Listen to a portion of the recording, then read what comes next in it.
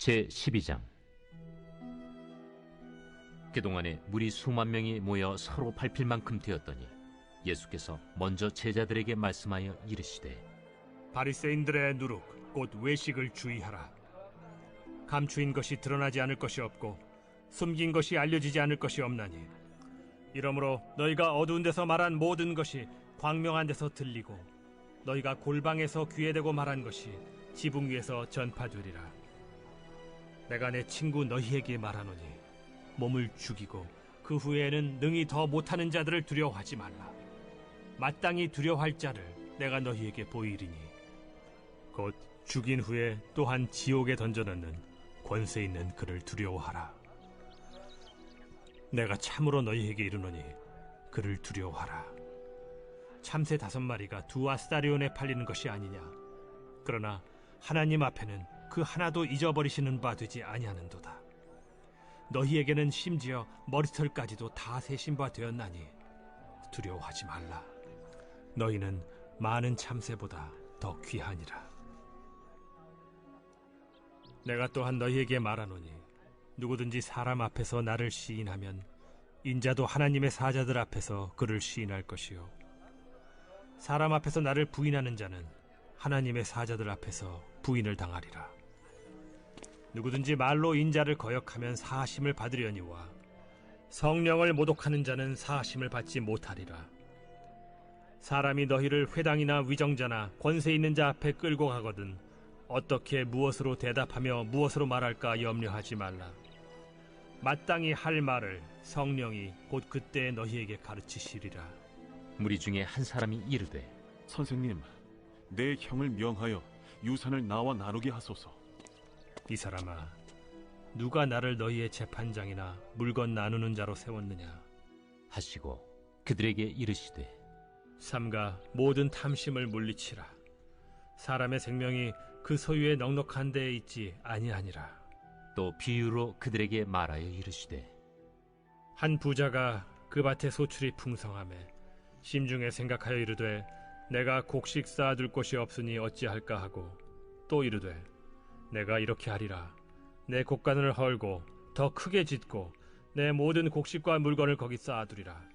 또 내가 내 영혼에게 이르되, 영혼아, 여러 해 쓸 물건을 많이 쌓아두었으니 평안히 쉬고 먹고 마시고 즐거워하자 하리라 하되, 하나님은 이르시되, 어리석은 자여, 오늘 밤에 내 영혼을 도로 찾으리니 그러면 내 준비한 것이 누구의 것이 되겠느냐 하셨으니, 자기를 위하여 재물을 쌓아두고 하나님께 대하여 부요하지 못한 자가 이와 같으니라.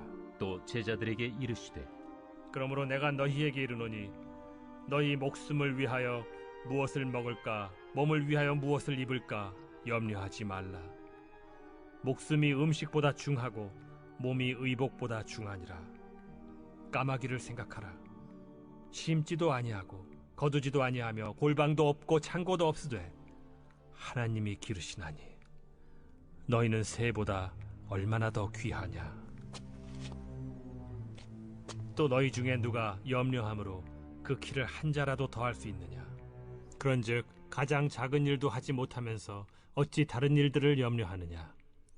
백합화를 생각하여 보라. 실도 만들지 않고 짜지도 아니하느니라. 그러나 내가 너희에게 말하노니 솔로몬의 모든 영광으로도 입은 것이 이 꽃 하나만큼 훌륭하지 못하였느니라. 오늘 있다가 내일 아궁이에 던져지는 들풀도 하나님이 이렇게 입히시거든 하물며 너희일까 보냐. 믿음이 작은 자들아, 너희는 무엇을 먹을까 무엇을 마실까 하여 구하지 말며 근심하지도 말라. 이 모든 것은 세상 백성들이 구하는 것이라. 너희 아버지께서는 이런 것이 너희에게 있어야 할 것을 아시느니라. 다만 너희는 그의 나라를 구하라. 그리하면 이런 것들을 너희에게 더하시리라. 적은 무리여, 무서워 말라. 너희 아버지께서 그 나라를 너희에게 주시기를 기뻐하시느니라. 너희 소유를 팔아 구제하여 낡아지지 아니하는 배낭을 만들라. 곧 하늘에 둔 바 다함이 없는 보물이니 거기는 도둑도 가까이 하는 일이 없고 좀도 먹는 일이 없느니라. 너희 보물이 있는 곳에는 너희 마음도 있으리라. 누가복음 11장 후반부 말씀을 보면 예수님께서 율법 교사들에 대하여 책망하시는 말씀의 내용이 있습니다. 특별히 11장 52절 말씀에 보면 너희 율법 교사들에게 화가 있다. 너희는 지식의 열쇠를 가로채서 너희 자신도 들어가지 않고 또 들어가려고 하는 사람들도 막았다라고까지 주님 말씀하십니다. 영적인 책임을 가지고 또 사명자로서의 삶을 살아가야 할 그들, 하나님의 말씀을 위탁받았고 또 그 말씀을 전하며 말씀의 주체가 되시는 하나님을 드러내야 할 그 율법 교사들이 실제로 그들의 삶 속에서 하나님의 영광을 나타내거나 하나님의 말씀대로의 삶을 실천력 있게 살아서 그 말씀의 능력이 어떻게 증명되는지를 삶으로 보여주지 못했습니다. 그래서 예수님께서는 그런 율법 교사들에 대한 책망의 말씀을 엄중히 하고 계시죠. 12장에서는 예수님께서 바리새파 사람들에 대하여 또다시 말씀하시는 내용을 기록합니다. 바리새파 사람들에 대해서는 예수님께서 위선에 대하여 경고의 말씀을 하고 계시죠. 그런데 우리가 12장 말씀을 읽어보면 단지 그 바리새파 사람들의 위선에 대한 경고의 말씀을 기록한 내용만 주목할 것은 아닙니다. 예수님께서는 이 말씀을 듣고 있는 제자들, 그리고 오늘을 살아가는 저와 여러분이 제자 되어 살아갈 때 어떤 삶의 태도를 가지고 살아가야 될지에 대한 중요한 세 가지 주님의 말씀의 내용을 우리에게 들려주고 있습니다. 특별히 오늘 우리가 본문 말씀을 포함해서 12장을 우리가 읽을 때는 한 가지 중요한 단어를 생각해야 합니다. 청지기라는 단어입니다. 주님께서는 율법 교사나 바리새파 사람들이 하나님으로부터 위임받은 그 사명자의 삶을 살지 못했다라고 하는 것을 책망하는 동시에 오늘 저와 여러분이 하나님의 말씀을 맡은 자 되어서 또 하나님의 영광을 나타내는 자로서의 삶을 살아가기까지 청지기로서의 삶을 살아야 한다고 말씀합니다. 그리고 그런 청지기로서의 삶을 살아가기 위한 삶의 태도는 이런 것이다라고 당부의 말씀을 하고 있습니다. 어떤 신학자는 누가복음 12장은 하나님의 백성들이 청지기로서의 삶을 살아갈 때 마치 세상에서 전쟁을 벌이듯 그 치열한 전쟁터와 같은 삶 속에서 하나님의 작전 명령을 듣는 것과 같다라고까지 이야기할 정도입니다. 하나님의 것을 하나님의 것으로 드러내고 하나님의 자녀가 된 우리가 아버지 되신 하나님을 증명하기까지 그 위탁받은 것을 드러내려면 적어도 최소한 이러한 삶의 모습은 꼭 갖추어야 한다는 명령을 담고 있다는 것이죠. 여러분, 청지기라고 하는 그 사명자의 모습부터 우리가 조금 더 생각해 보면은요, 청지기는 히브리어로 아쉐르 알바이트라고 이야기합니다. 이 말은 하나님께서 주인 되시는데 그 주인된 하나님께서 우리에게 맡겨주신 그 모든 것들을 관리하고 위탁받은 자로서의 삶을 살아가는 것을 의미합니다. 그런데 이 말을 직역하면 먼지를 뒤집어 쓰고 일하는 사람이라고 말합니다. 여러분, 먼지를 뒤집어 쓴다는 것은 단지 주인을 대신해서 먼지를 뒤집어 쓴다 이런 뜻만 있는 것이 아닙니다. 왕의 행차를 한번 생각해 보십시오. 왕이 앞서갑니다. 그리고 왕이 앞서가는 그 뒤를 따르고 있는 사람들은 앞서간 그런 왕의 행렬에 그 먼지를 다 뒤집어 쓰지 않습니까? 그런 의미에서 먼지를 뒤집어 쓰다라는 의미를 갖고 있는 겁니다. 그 먼지를 뒤집어 쓰며 일하는 그 주인의 행차, 앞서가시는 그 왕의 행렬을 뒤따르고 있는 그런 청지기와 같이 맡겨진 삶을 살아가는 사람들은 단지 먼지를 뒤집어 쓰는 수고로움의 삶을 살아가는 것만이 아닙니다. 무엇도 함께 누립니까? 왕의 영광을 함께 누리고 왕의 행렬에 함께 동참하여서 왕의 길을 함께 걸어가는 사람들이 바로 왕의 모든 것을 다 맡고 있는 청지기로서의 삶을 사는 사람의 모습이다라고도 이야기할 수 있습니다. 그런 면에서 우린 두 가지를 생각해 봐야겠죠. 왕의 행렬에 동참하여서 우리가 수고롭게 헌신해야 될 헌신의 영역이 있는가 하면 또한 그런 왕의 것을 맡은 자로서의 사명을 살 때 하나님께서 우리에게 주시는 은혜의 것들도 함께 생각하고 누릴 수 있어야 한다는 이야기입니다. 그러면 청지기에게 무엇을 당부하듯 주님이 그렇게 말씀하고 있는 걸까요? 첫째는 위선을 경계하라 라고 말씀하고 있습니다. 여러분, 위선이라고 하는 것을 생각해 보면 오늘 본문에서는 위선이라는 단어를 설명하기 위해서 눈에 보이는 무언가를 가시적으로 우리에게 말씀하고 있지 않습니까? 누룩입니다. 여기 말하는 누룩이라고 하는 것은 양을 부풀리고 맛을 더 잘 낸다는 의미의 좋은 의미로 사용된 것이 아니라 변질이라는 나쁜 의미로 사용된 것입니다. 여러분, 여기 본문에서 변질되었다는 것은 무엇에 대한 변질을 의미하는 걸까요? 형식만 있고 그 내용과 알맹이는 빠져버린 어떤 삶의 모습에 관해서 예수님이 책망하듯 말씀하고 있는 것 아닙니까?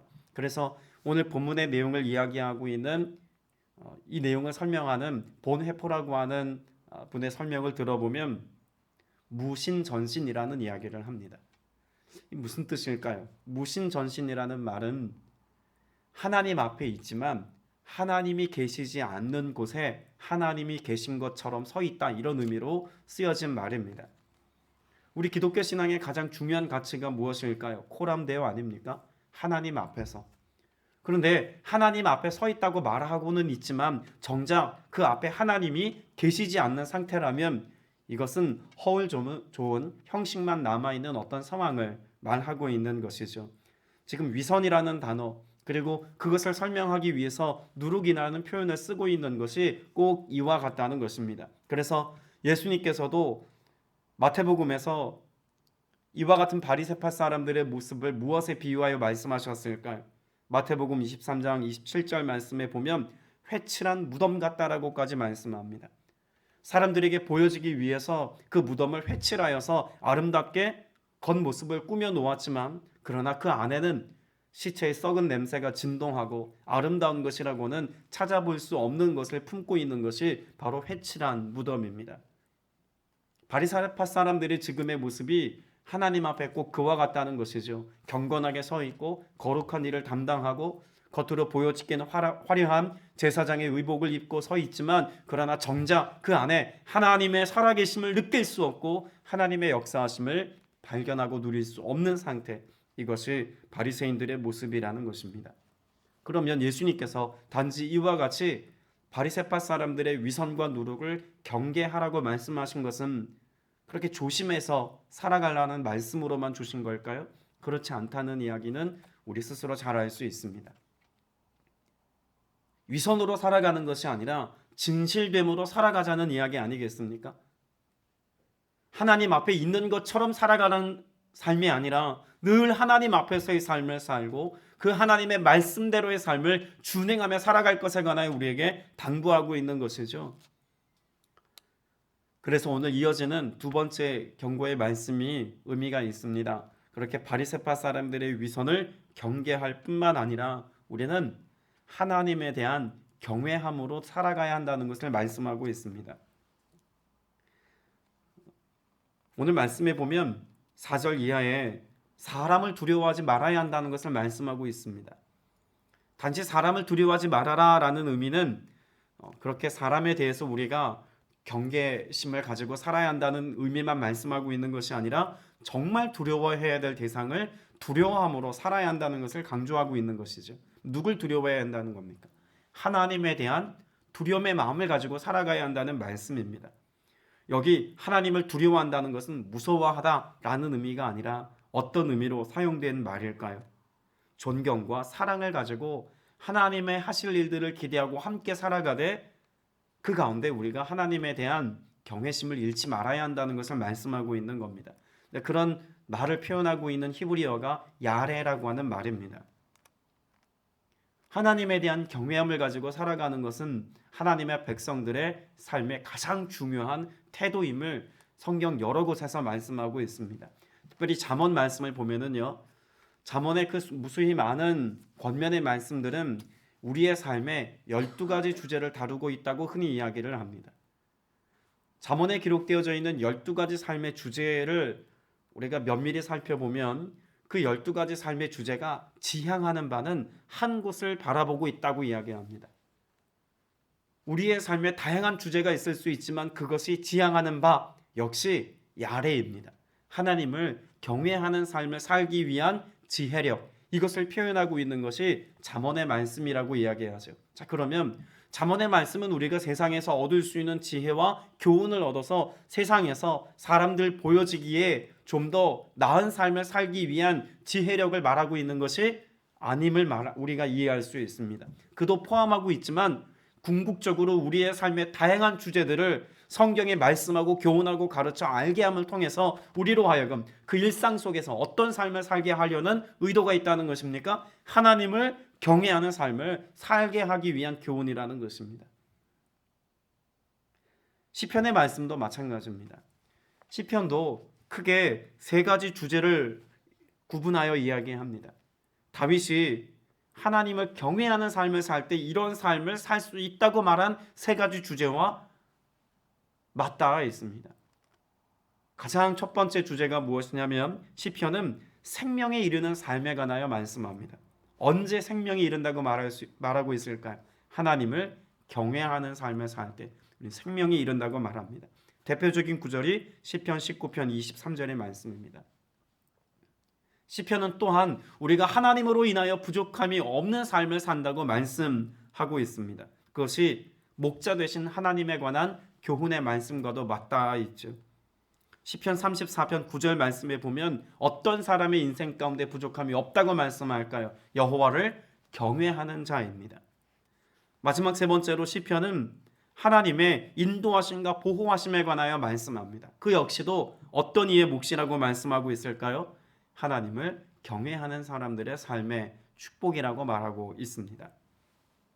우리가 사람에 대한 두려움이 아니라 하나님에 대한 경외함과 그 순전한 두려움을 가지고 살아갈 때 하나님께서는 우리로 하여금 생명에 이르게 하시고 부족함이 없게 하시고 보호하시며 인도하신다는 사실을 여러분 꼭 기억하셔서 이 땅 가운데 하나님이 맡겨주신 청지기로서의 삶을 살아가는 우리가 세상에 대한 두려움이 아닌 하나님이 하실 일들에 대한 기대감을 가지고 살아가는 그런 은혜가 여러분에게 있게 되시길 축복합니다. 마지막으로 하나님께서는 청지기의 삶에 관하여 우리에게 교훈하시면서 염려하지 말아야 한다라고 말씀하고 있습니다. 누가복음 전체에서 이와 같이 염려하지 말아라 명령조로 말씀하신 구절이 두 곳이 있습니다. 오늘 우리가 읽은 누가복음 12장 11절 그리고 12장 22절의 말씀입니다. 여러분, 염려라고 하는 것은 언제 찾아오는 것이다라고 말하고 있을까요? 염려라고 하는 것 자체가 우리의 삶 가운데 찾아올 때는 우리의 삶의 관심이 내 목숨에 있을 때입니다. 어디에 있을 때라고요?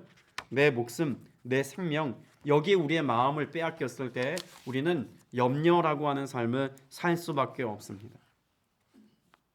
오늘 저와 여러분의 삶 속에 다가오는 이 염려가 우리의 목숨을 귀하게 여기지 않아야 한다는 뉘앙스로 받아들여서는 안 됩니다. 여러분, 내 목숨을, 내 생명을 나 스스로 지킬 수 없다는 것을 인정하는 삶이 필요하다는 것이죠. 누가 우리의 생명과 우리의 삶을 책임져 주신다는 것을 동의해야 이런 삶을 살 수 있을까요? 하나님이 우리를 책임져 주신다는 사실을 우리 스스로 인정하고 경험해야 한다는 것입니다. 그래서 오늘 누가복음 12장 30절부터 32절은 우리가 염려하지 아니할 때 하나님이 우리의 삶에 이렇게 역사하신다는 것을 말씀하고 있죠. 30절 말씀에 하나님은 나에게 있어야 할 것을 아신다고 말씀합니다. 이어서 31절의 말씀에 보면 그렇게 나를 아시고 내게 있어야 될 것들을 아시는 하나님께서 내가 하나님의 나라를 구할 때 뭐 하여 주신다고 말씀합니까? 더하여 주신다고 말씀합니다. 그리고 이것이 32절에 보면 하나님께 속한 것이고 그 하나님께 속한 것들을 더하여 주시기를 하나님은 기뻐하신다고 말씀하고 있습니다. 여러분, 우리가 청지기로서의 삶을 살아서 그래서 하나님께서 우리에게 위임해 주시고 맡겨주신 그 일들을 우리가 감당할 때 하나님이 그 일을 감당하는 우리를 아신다고 말씀하고 있는 겁니다. 우리가 있어야 할 것, 필요로 하는 것, 이것들을 아시고 우리가 기대하고 바라는 것보다 더하여 주셔서 우리로 이 모든 것들을 하나님의 뜻 안에서 성취함에 이르며 살아갈 수 있도록 하나님이 역사하신다고 말씀하고 있는 것 아니겠습니까? 이 모든 말씀의 내용을 요약하면 하나님께서 우리를 뭐 하신다는 의미로 받아들일 수 있을까요? 하나님이 기르신다입니다. 기르신다는 것은 책임진다는 의미가 강한 어조인 것이죠. 하나님께서 24절 이하에도 보면 까마귀에 관한 비유의 말씀을 하시는 것이나 27절 이하에 백합화를 말씀하시면서 우리에게 이 내용을 설명하시는 것도 보면 하나님이 우리를 책임져 주신다는 말씀인 겁니다. 여러분, 청지기는 애초에 누구에게 속해 있습니까? 주인에게 속해 있는 것입니다. 왕에게 속해 있는 존재인 것이죠. 때문에 오늘 정말 여러분의 삶이 하나님의 책임져 주시는 은혜 안에 있다는 사실을 확신하고 사셔서 우리에게 맡겨진 시간, 우리에게 맡겨진 재정, 우리에게 맡겨진 그 모든 것을 하나님이 주관하고 계시다는 사실을 신뢰하며 이 하루를 담대하게 살 수 있게 되시기를 바랍니다. 시편 23편 말씀에 보면 다윗은 하나님을 어떻게 고백하나요? 여호와는 나의 목자신이라고 말씀합니다. 그런 하나님의 이름을 그래서 여호와 로이, 야훼 로이라고 말하지 않습니까? 목자 되신 하나님. 여러분, 그 목자 되신 하나님이 나의 하나님인 것을 신뢰하는 청지기의 삶에는 어떤 삶의 내용이 있다고 말하나요? 여호와는 나의 목자신이 내게 부족함이 없으리로다 라고 말씀하고 있습니다. 오늘 저와 여러분이 하나님을 신뢰하고 하나님을 경외하고 또 하나님께 주신 은혜를 우리의 삶 가운데 놓치지 않고자 하는 진실함으로 살아갈 때 하나님께서 우리에게 있어야 될 모든 것들의 필요를 아시고 부족함이 없도록 공급해 주시는 은혜 안에 있게 하시겠다고 말씀하고 있습니다. 하나님께서는 단지 우리의 삶을 소모적으로 살아가게 내버려 두지 않으십니다. 7절 이하 말씀에 보면 하나님께서는 너희 머리카락까지도 다 세고 계신다. 두려워하지 말아라. 너희는 많은 참새보다 뭐하다고 말씀합니까? 귀하다라고 말씀합니다. 하나님께서 우리를 어떻게 보고 계시다는 겁니까? 귀하게 여기고 계신다는 것이죠. 그 우리를 귀하게 여기시는 하나님 앞에 우리의 삶을 온전히 맡기면 하나님께서 우리의 삶을 그렇게 소망으로 이끌어 주시고 합당한 은혜를 더하여 주시겠다고 말씀하고 계신 줄로 믿습니다. 말씀을 맺으면서 이 염려라고 하는 것을 우리가 생각하면서 말씀을 좀 맺고자 합니다. 청지기의 삶을 살다 보면 우리 안에 여러 가지 염려들이 찾아올 수 있지 않겠습니까? 아무리 하나님께서 맡겨주신 일이고 하나님의 뜻대로의 삶을 살아간다고 하지만 그 안에도 염려는 있을 수 있다는 겁니다. 그럼에도 불구하고 왜 성경은 염려라고 하는 것 자체를 끊임없이 우리의 삶 가운데 대적하고 배격하고 드러내야 한다고 말씀하고 있는 걸까요? 히브리어의 염려라고 하는 단어 자체를 우리가 생각해 보면 왜 성경은 우리에게 이렇게 염려라고 하는 말을 배격하는 삶을 살아야 할지에 대해서 이해할 수 있습니다. 염려는 히브리어로 미츠라임이라고 하는 말을 씁니다. 여러분이 염려라고 하는 것의 특징은요, 철저히 육에 속한 것이다라고 하는 인식이 유대인들에게는 있었습니다. 그러니까 염려라고 하는 것 자체가 우리의 삶의 육적인 것이고 그 육적인 것을 우리의 삶 가운데 하나님께서는 기뻐하시지 않는 것으로 여겨야 된다는 신앙적 이해가 있다는 것이죠. 염려가 가장 많이 드러났던 성경의 내용을 굳이 꼽자면 출애굽기 내용을 우리는 생각할 수 있습니다. 하나님께서 염려로 가득 찬 인생들을 끊임없이 다루었던 곳이 어디일까요? 광야입니다. 그 광야에서 염려하고 걱정하고 우리의 삶의 필요에 대해서 근심하고 그래서 그 광야의 삶을 살아갔던 이스라엘 백성들이 염려로 살아가는 것을 하나님께서는 40년 동안 훈련하셔서 그런 염려의 삶이 아니라 우리의 삶을 어떤 삶으로 바꾸기까지 역사하셨다고 성경은 말씀하고 있을까요? 소망으로 바꾸기까지 하나님께서는 40년 광야 생활을 통해서 그들을 훈련하셨다고까지 말씀하고 있습니다. 여러분, 소망으로 바뀐 삶, 염려가 아닌 소망으로 바뀐 사람들은 어떤 삶의 특징이 있을까요? 하나님의 통치와 하나님의 다스림, 함께 하시는 하나님의 은혜를 갈망하는 삶의 특징이 있습니다. 그래서 염려가 육의 속성이라면 소망은 하나님의 통치와 다스림을 따라가는 자들의 속성이라고 말할 수 있는 것입니다. 출애굽의 여정을 통해서 이스라엘 백성들이 배우고 알아야 했던 것이 있다면 무엇일까요? 미츠라임의 삶, 염려의 삶이 아니라 하나님이 함께 하시고 통치하실 때 우리는 어떤 상황과 형편 가운데서도 소망이 있다는 것을 배우고 알게 했다는 것을 이해해야겠죠. 오늘 저와 여러분의 삶은 철저히 이방인이 아닙니다. 고아가 아닙니다. 하나님이 우리를 자녀 삼아 주셨고 아들로 불러 주셨습니다. 우리가 하나님의 나라와 의를 구할 때 하나님 함께 하시고 그 가운데 선한 능력으로 우리 안에 역사해 주실 줄로 믿습니다. 꼭 기억하십시오. 나는 하나님의 청지기입니다.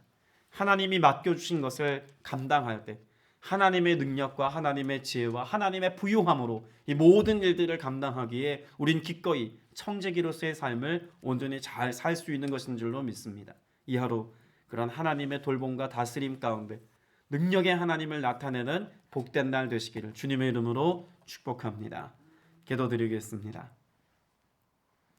은혜가 풍성하신 아버지 하나님, 약한 우리를, 가난한 우리를, 부족한 우리를, 미련한 우리를 주님께서 청지기로 불러주셔서 하나님의 부유한 것과 하나님의 지혜와 하나님의 권능과 하나님 아버지의 사랑을 풍성히 더하여 주시니 참으로 감사드립니다. 아버지의 것으로 아버지를 나타내기를 원합니다. 우리를 다스리시고 책임주시는 왕의 권세를 가지고 나아가 세상 가운데 하나님의 통치와 다스림이 주는 평안과 기쁨과 소망을 선포하는 삶을 살기를 원합니다. 성령님 임하여 계셔서 우리 안에 그 큰 권능과 능력이 경험되어지는 은혜가 있게 하여 주시옵시고 이로 말미암아 세상에 대하여 승리하는 삶을 살아갈 뿐만 아니라 여호와 앞에 겸손하여서 하나님의 은혜와 사랑을 늘 누리며 살아가는 이 기쁨을 빼앗기지 않는 하나님의 거룩한 백성들 다 되게 하여 주옵소서. 오늘도 소망 되신 주님 앞에 우리의 삶을 맡기며 믿음으로 간구합니다. 기도하고 간구하는 온갖 부르짖는 것 위에 합당한 열매가 풍성히 맺힘을 보게 하여 주시옵소서. 성령께서 친히 역사하실 것을 믿사오며 살아계신 우리 구주 예수 그리스도 이름으로 간절히 기도드렸사옵나이다. 아멘.